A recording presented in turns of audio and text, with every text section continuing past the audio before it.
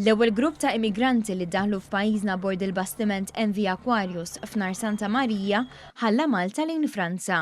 Fil-15 ta' Wissu, ix-xatt tal-isla laqa' vapur li żbarka 141 immigrant, 97 raġel u 44 mara, fosthom 2 tqal.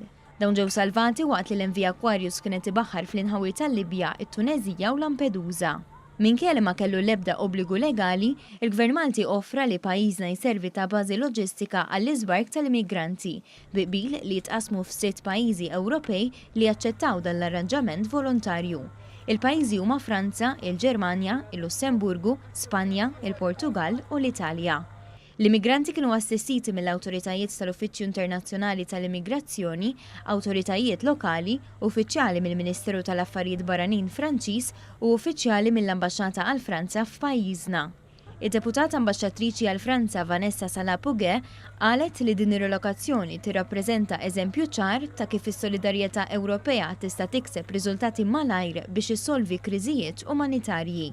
Fis-qarrija l-Gvern Malti fakkar li dan il-ftehim jinkludi wkoll qbil li dawn is-6 pajjiżi jieħdu 60 mill-114 immigrant li salvaw il-Forzi Armati ta' Malta jumejn qabel fit-13 ta' Wissu.